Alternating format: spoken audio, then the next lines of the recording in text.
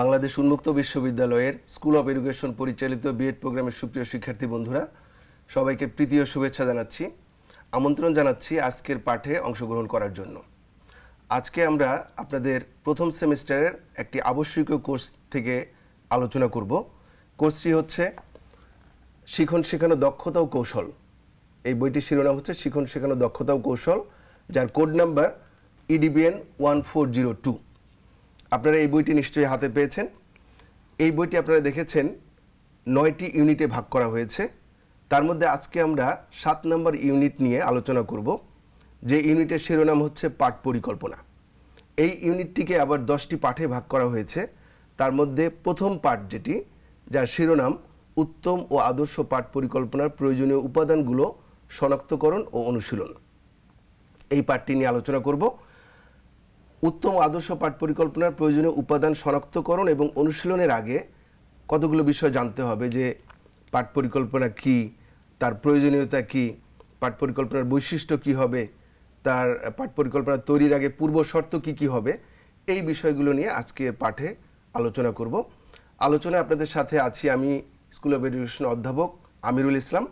আমার সাথে আছে আমার সহকর্মী জনাব সাকিবা ফেরদৌসী। সাকিবা, আপনাকে স্বাগত জানাচ্ছি। ধন্যবাদ প্রফেসর আমিরুল ইসলাম। আমরা জানি যে কোনো কাজের শুরুতেই আমরা একটা পরিকল্পনা করি, যে সে পাঠ দান হোক অথবা যে কোনো কাজ হোক, যে কোনো কাজের শুরুতে আমাদের মনের মধ্যে একটা পরিকল্পনা তৈরি হয়, যে কাজটি আমি কখন শুরু করব, কিভাবে শুরু করব, কিভাবে কাজটি করব, কত সময়ের মধ্যে করব, কিভাবে শেষ করব, ইত্যাদি নানা পরিকল্পনা আসে আমাদের মনের মধ্যে, অর্থাৎ চিন্তা হয়। এই চিন্তাটাই হচ্ছে একটা পরিকল্পনা। আর এই চিন্তার লিখিত রূপটাকে আমরা বলছি পাঠ পরিকল্পনা, যেটা একজন শিক্ষককে শ্রেণীকক্ষে যাওয়ার আগে করতে হয়। তো আমরা আজকের পাঠে শিক্ষার্থীদেরকে আদর্শ এবং উত্তম পাঠের প্রয়োজনীয় উপাদানগুলো শনাক্তকরণ এবং সেগুলো কীভাবে অনুশীলন করবে সেই বিষয়ে আলোচনা করব। তার আগে যে বিষয়গুলো জানতে হবে একজন শিক্ষককে পাঠ পরিকল্পনা করার আগে, যে পাঠ পরিকল্পনা আসলে কি, পাঠ পরিকল্পনার প্রয়োজনীয়তা কি, তার বৈশিষ্ট্য কি এবং পাঠ পরিকল্পনা তৈরির আগে পূর্ব শর্তগুলো কি কি, এই বিষয়গুলো নিয়ে আলোচনা করব। আপনার কাছ থেকে জানতে চাইব শুরুতেই যে পাঠ পরিকল্পনার ধারণাটা যদি আপনি একটু ক্লিয়ার করেন শিক্ষার্থীদেরকে। জি, ধন্যবাদ প্রফেসর আমিরুল ইসলাম। আসলে আমরা যে কোনো কাজ করার আগেই চিন্তা করি যে কাজটা কিভাবে করব, কিভাবে কাজটি করলে সফলভাবে শেষ করা যাবে, কত সময়ের মধ্যে কাজটি শেষ করব ইত্যাদি আমাদের মাথার মধ্যে ঘুরতে থাকে। সেটাই হচ্ছে আপনি যেটা বললেন, সেটাই হচ্ছে যে মানসিক পরিকল্পনা। পরিকল্পনা ছাড়া কোনো কাজ সুষ্ঠুভাবে বা কার্যকরভাবে শেষ করা সম্ভব হয় না। যেমন একটা ভবন তৈরি করতে গেলেও আর্কিটেক্টরা একটা প্ল্যান তৈরি করেন, যেটাকে বলা হয় যে ভবনের ব্লুপ্রিন্ট বা নকশা। সেরকম শিক্ষাদান করতে গেলেও শিক্ষককে একটা পরিকল্পনা তৈরি করতে হয়, তাকে আমরা পাঠ পরিকল্পনা বলি। কারণ শিখন শেখানো কাজ একটি জটিল এবং গুরুত্বপূর্ণ কাজ।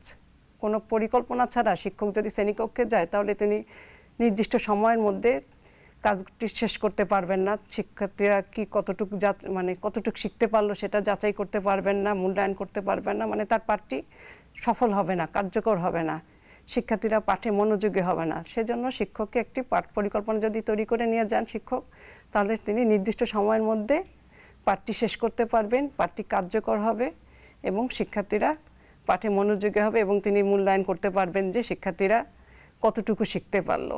তাই একটা পরিকল্পনা খুবই প্রয়োজন। পরিকল্পনা ছাড়া শিক্ষকের পাঠটা কার্যকর হবে না।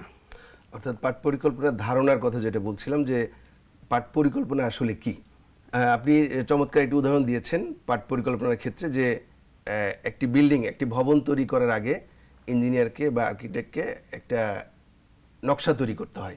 অর্থাৎ পুরো কাজটা শুরু থেকে শেষ পর্যন্ত তার একটা ব্লুপ্রিন্ট তৈরি করা হয়, যে কিভাবে করবে, কিভাবে শেষ করবে, মাঝখানে কোথায় কি ইত্যাদি নানা বিষয়ে একটা কমপ্লিট পরিকল্পনা থাকে।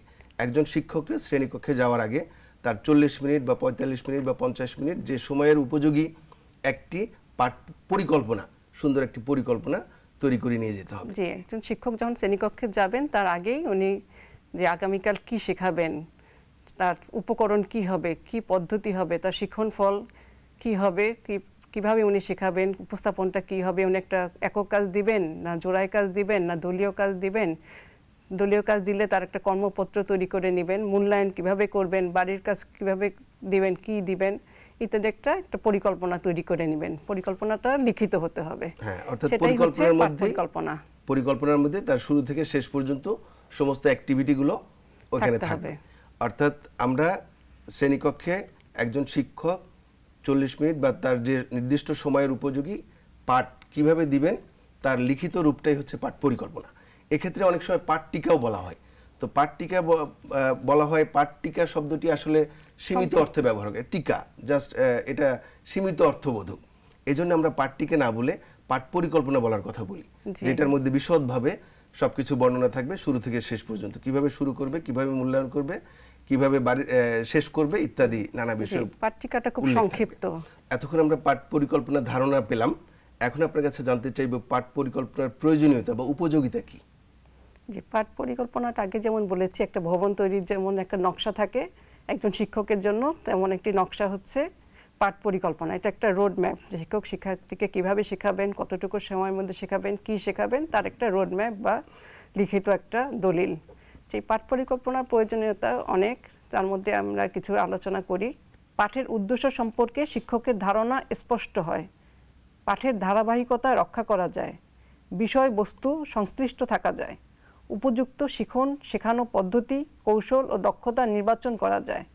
উপযুক্ত শিখন শেখানো পদ্ধতি ও কৌশল ব্যবহারের মাধ্যমে শিক্ষকের দক্ষতা বৃদ্ধি সম্ভব হয়, শিক্ষার্থীদের সক্রিয় রাখা যায়, পাঠ সংশ্লিষ্ট প্রয়োজনীয় উপকরণ সংগ্রহ ও প্রস্তুতকরণে সচেতন হওয়া যায়, শিক্ষার্থীদের কাছ থেকে সর্বোচ্চ ফলাফল অর্জন করানো সম্ভব হয়, সময়ের যথোপযুক্ত ব্যবহার সম্ভব হয়, শিক্ষকের আত্মবিশ্বাস সৃষ্টিতে সহায়ক হয়, শিক্ষকের যথাযথ প্রস্তুতি লাভ হয়, শিক্ষার্থীদের আগ্রহ, মনোযোগ ও প্রেরণা সৃষ্টিতে শিক্ষক সচেতন হয়, পরবর্তী পাঠের কার্যকর শিক্ষণে সহায়ক হয়, নতুন শিক্ষক সঠিক দিক নির্দেশনা পায়, শিক্ষাক্রমকে যথাযথভাবে অনুসরণ করা সম্ভব হয় এবং নির্দিষ্ট পাঠ্যসূচি যথাসময়ে সম্পন্ন করা যায়।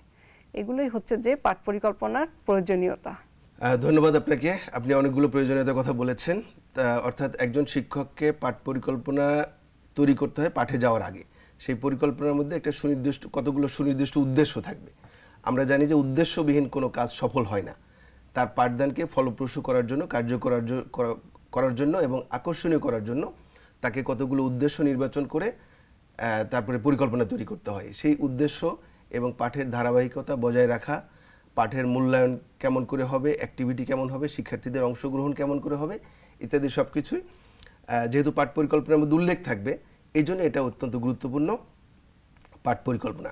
এবং আমরা আমাদের শিক্ষার্থীদেরকে, বিশেষ করে বিএডের প্রশিক্ষণার্থীদেরকে বলি যে প্র্যাকটিক্যাল ওরিয়েন্টেড প্রোগ্রাম, বিএড প্রোগ্রামটা, অর্থাৎ একজন টিচার শ্রেণীকক্ষে পাঠদান করা, এটা হলো প্র্যাকটিক্যাল কাজ, বাস্তবসম্মত কাজ। এটাকে কিভাবে সে বাস্তবায়ন করবে তার একটা রূপরেখাটাই হচ্ছে পরিকল্পনা, পাঠ পরিকল্পনা।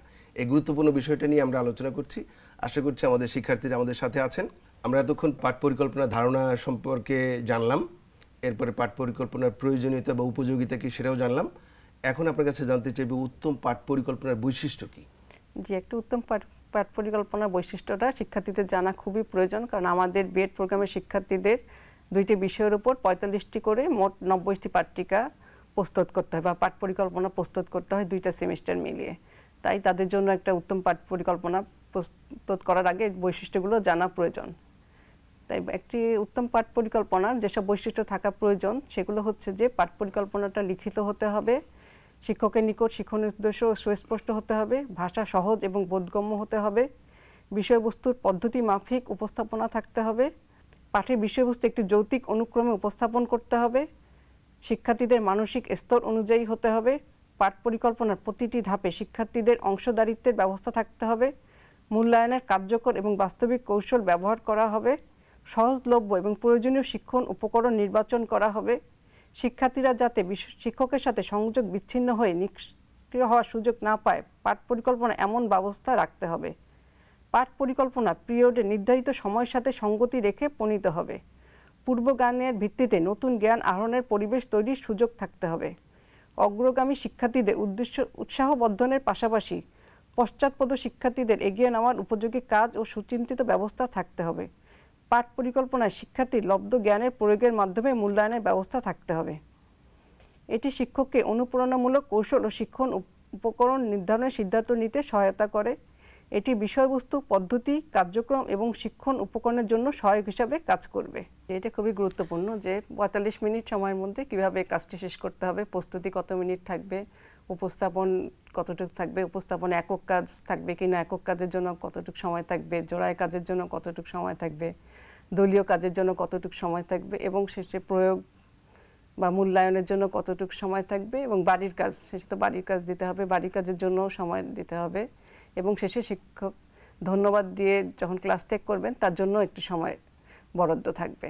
অর্থাৎ মোটা দাগে যদি বলি, উদ্দেশ্য থাকতে হবে, উপকরণের কথা উল্লেখ থাকতে হবে, পদ্ধতির কথা উল্লেখ থাকতে হবে, টাইম বিভাজন থাকবে। এই সব কিছু একটা লিখিত রূপই হচ্ছে পাঠ পরিকল্পনা এবং একটা আদর্শ এবং উত্তম পাঠ পরিকল্পনার মধ্যে এই বিষয়গুলো থাকতে হবে। ধন্যবাদ আপনাকে। আশা করছি আমাদের শিক্ষার্থীরা আমাদের সাথে আছেন।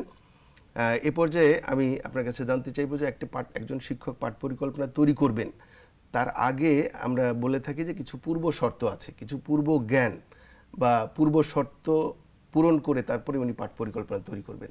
তো এক্ষেত্রে পাঠ পরিকল্পনা তৈরি করার ক্ষেত্রে পূর্ব শর্তগুলো কি কি? যে পাঠ পরিকল্পনা তৈরি করার ক্ষেত্রে শিক্ষককে কিছু পূর্ব শর্ত নির্ধারণ করতে হবে। যেমন শিক্ষককে জানতে হবে যে শিক্ষার্থী কারা, শিক্ষার্থী কোন ক্লাসের শিক্ষার্থী, তার বয়স, তার মানসিক অবস্থা ইত্যাদি শিক্ষককে জানতে হবে। তার কতটুকু সে নিতে পারবে, তার মানসিক ক্ষমতা জানতে হবে। শিক্ষাক্রম, শিক্ষককে শিক্ষাক্রম সম্পর্কে জানতে হবে যে কোন স্তরের শিক্ষার্থীদের তিনি শিক্ষা দিবেন, এর জন্য তিনি পাঠ পরিকল্পনা তৈরি করছেন, এটা কোন স্তরের শিক্ষার্থীদের জন্য, এটা মাধ্যমিক স্তরের কোন ক্লাসের জন্য উনি পাঠ পরিকল্পনা করছেন, পাঠদান করছেন, সেটা শিক্ষককে জানতে হবে। বিষয়বস্তু সম্পর্কে জানতে হবে, যে বিষয়বস্তু উনি পড়াবেন সেই বিষয়বস্তু সম্পর্কে শিক্ষকের স্পষ্ট ধারণা থাকতে হবে। বিষয়ের উদ্দেশ্য সম্পর্কে জানতে হবে যে কী উদ্দেশ্যে উনি পড়াবেন, এই উদ্দেশ্য শিক্ষণ ফল কী হবে সেগুলো সম্পর্কে শিক্ষককে জানতে হবে। মূল্যায়ন, উনি যে পড়াচ্ছেন তার শিক্ষক কতটুকু জ্ঞান, দক্ষতা, দৃষ্টিভঙ্গি অর্জিত হচ্ছে সেটা কিভাবে শিক্ষক মূল্যায়ন করবেন সেই মূল্যায়ন পদ্ধতি সম্পর্কে জানতে হবে।